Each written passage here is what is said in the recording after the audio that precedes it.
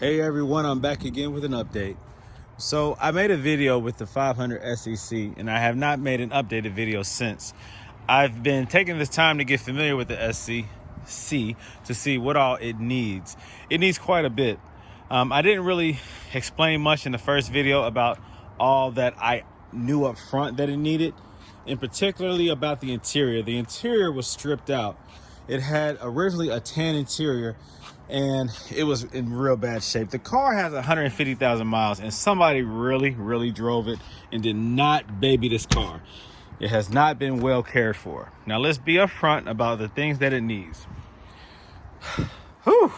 You see what I see? Yep. You're talking about wear and tear, even down to the steering wheel. Look at that. Look like somebody got hungry and took a bite out of it.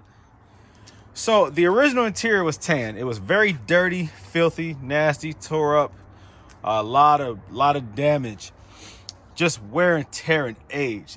This is not a well cared for car.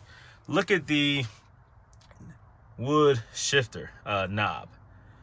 Yep, that right there tells the whole story right there. If you don't keep your steering knob, your shifter knob clean, and you let it get to this point, that pretty much tells me how well you care for the car.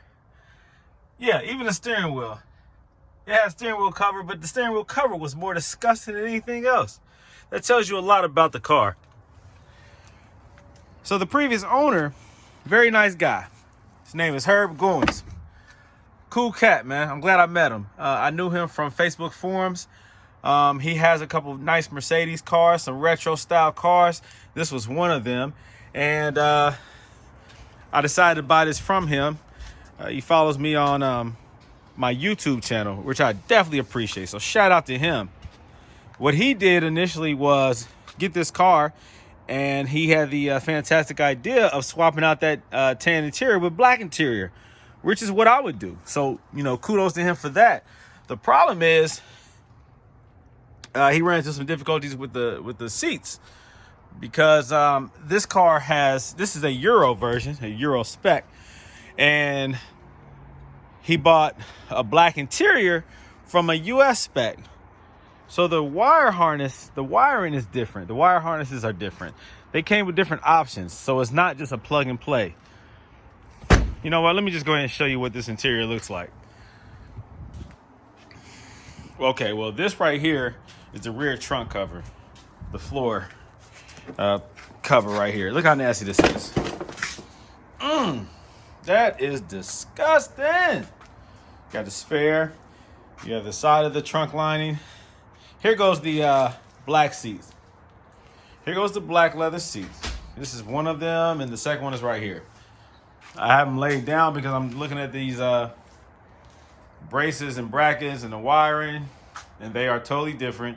And now I have to take the time and learn what I can transfer over, how I can make the black wire harness, seat harness work as well as the original wire harness. The problem is the Euro comes with way more stuff, way more adjustability, right?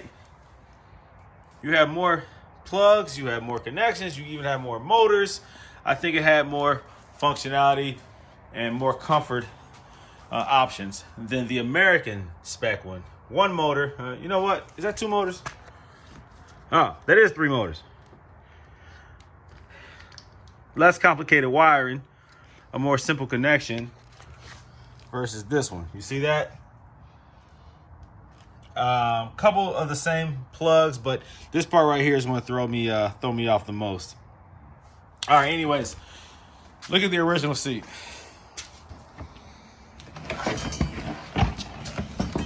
Look how nasty this seat is. Look at that. Yep. I have a project on my hands. Let me look at this one. Yeah, look at that. Woo! I was afraid to make a video and keep it real like this, but whew, I'm at the point now where I have to make some decisions. Okay, now here goes the stuff that used to be nice and fancy about this car when it comes to the interior. Yep, you see all that? Yeah, the wood is solid, but all that laminating has come off. It's not pretty anymore. Look at this one. Look at that. Woo-wee. That's bad. So I have to make some decisions here. Also, the original Euro rear seat has headrests. The US spec one does not. So I have to figure that out. This black leather is in good shape. It really is. I think it came out of a, I'm not even gonna make up a year. Let's just say an 87. This is an 85. It came out of a different year. Maybe a year or two newer. It even had the original phone in it. Look at that. Cellular phone. Pretty cool. Sure it doesn't work. I have to make some decisions. I have to figure out how in depth I'm going to go with this car. Not this one. I just had to look at it just to remind me of why I do what I do. God, this is tough. All right, anyways. Also, this rear taillight, driver's side taillight was busted. It has body damage. It's pushed in right here. The trunk is pushed in slightly. That can be repaired. This chrome piece is damaged. I had to break the trunk. Well, I had to finish breaking this tail light in order to get inside the trunk because the latch would not, it was jammed up. It would not release. I put the key in here. I played around with this right here, man, for a few days to try to get this trunk to open up. I wound up having to reach inside after I busted out the rest of the tail light and undo a couple things so I can gain access with my hands and get up in there and pull and push on the lever, and I was able to eventually pop it open.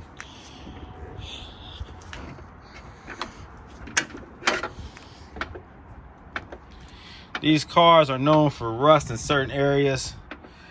This has a little surface rust down there where the spare tire goes, but water is accessing right here, so it's getting a little bit of that rust love. Not as much as what is common, but it does have some. It even has some here up under the light. This obviously has rust developing from the damage. You see where water is collecting here. This seal has been compromised. The trunk lining and the seal has been compromised because of sitting water. It's obviously been sitting outside too long. This is not a well cared for vehicle. I also discovered, unfortunately, I thought I was purchasing a black 500 SC. I purchased a repainted 500 SC. This car originally was blue. See that right there? That's blue. You see this up here? That's black. He had chrome pieces right here, which hid the original color, and once those were removed, you see the blue up underneath. So whoever painted this car left the chrome on there and painted it black. And this black is whack. Look at that. I mean, it's so faded. So this car, my initial impression of it, of what I was buying, has been altered by the reality of all the many findings. Now I realize that I am deep into this car, more deep than I am comfortable with, but I have taken on some serious projects, and this now has become one of those projects.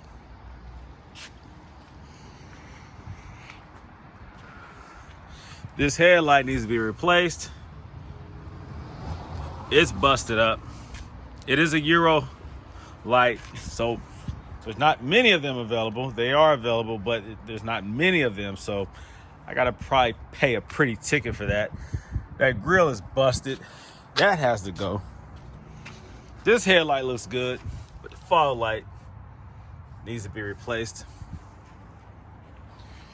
These wheels, of course, are not the original wheels. These came off of a Mercedes S600. Good tires all the way around, but not the wheels that I would go for. Those wheels will be on the market. You know what? I made this long video. Let me go ahead and start this thing up. All right, here goes the key for it.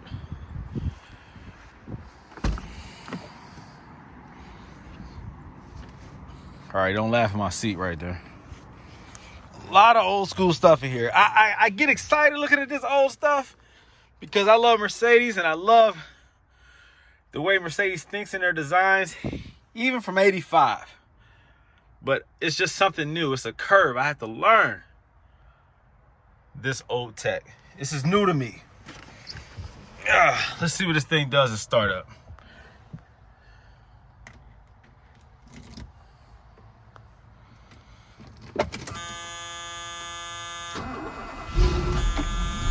Look at that.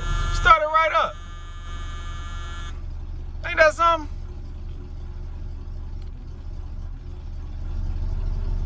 So that's the thing about this car, man. It runs. That's why I bought it. I knew I was going to put some work into it. I know it's far from pristine. Good Lord. I don't even want to talk about the price I paid for it because it's irrelevant. No, I didn't pay a whole lot for it. The price I paid for this car, I bought rims and tires for more than. You know, I've spent more money on rims and tires than I paid for this car. The thing about the car is all the time and effort and the mental real estate that's going to go into it. I got to do a lot of learning, research, and studying, praying, and meditating. Good Lord. What is this? So they already did an aftermarket radio in this joint. I can see that right here. You know, I have fun with the car audio stuff. Basically, man, I got to determine, am I going to try to preserve this car and make it, it's not going to be original, but try to keep it as close to original as possible. So that when you open the door, you say, oh, this is a nice, what would you say? A nice 85 500 SEC in near original condition. This is a nice representation of Mercedes back in 1985. Or are you going to say, oh, whoa, I thought it was just a regular 500 SEC. You did some crazy mods to it. The interior is modern, more up to date. I don't know what direction I'm going to go with this. I don't know. I'm a little flustered right now. This morning I left to go see a 87 Jaguar XJS. I used to love Jaguars. I used to own an 89 XJS V12 original. That thing was beautiful. I had to go see somebody else's old car this morning just to get a better appreciation of this project. It was a 87 XJS. It had a 327 Chevy motor in it, V8. It had a 350 transmission in it. It needed some work, but just to kind of get my head wrapped around old school cars and what's required and just doing a little comparison, a price comparison, a visual comparison. I went from Jaguar to Mercedes for a reason. I'm not going back to Jaguar, but I just had to lay my eyes on it. I want to see what I'm into. And I wanted to, you know, do a comparison. Just trying to get my mind right here and figure out how much effort, how much money, how much time am I going to invest in this 85 Mercedes 500 SEC. Ooh, way I got my work cut out for me. Pray for me, y'all. Pray for me. Any suggestions, let me know. And please don't say take it to the nearest junkyard, because I think this thing has some potential. It just needs a whole lot of me. Golly. A whole lot of me. A whole lot of Go Element Autoworks. Golly.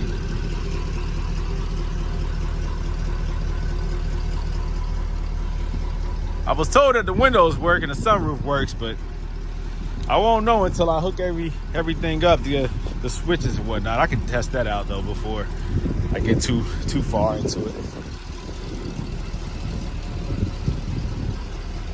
Yep. I definitely have my work cut out for me.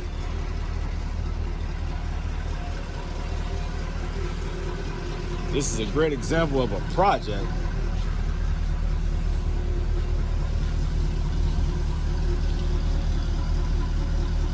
I'm not even gonna lie, I'm not a big fan of the exhaust just on one side of a coupe. I like seeing dual pipes. Y'all know that. Oh gosh, what have I done?